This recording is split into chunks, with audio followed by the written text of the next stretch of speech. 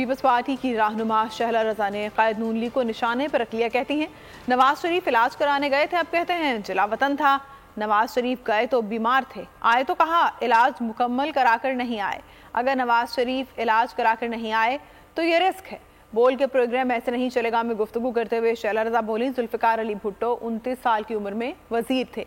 बेनज़ीर भुट्टो ने 24 साल की उम्र से सियासी जदोजहद शुरू की। अगर किसी को 33 साल का नौजवान बच्चा लग रहा है तो ये उसका मसला है। नवाज शरीफ साहब गए और आए, गए थे तो बीमार थे, आए तो कहा कि इलाज मुकम्मल कराकर नहीं आए।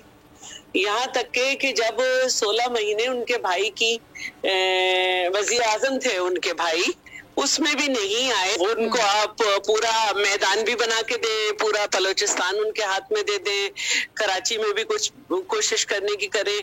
आते ही उन्होंने जो ब्लंडर किया, उन्होंने कहा कि ये जो 16 महीने की हुकूमत थी ये मेरी नहीं थी, जबकि फाइनेंस मिनिस्टर उनका, प्राइम मिनिस्टर उनका, बहुत सारी मिनिस्ट्री उनकी, होम मिनिस्ट्री उनकी। तो फिर आप समझ सकती है ना ये बात कैसे कही जा सकती है।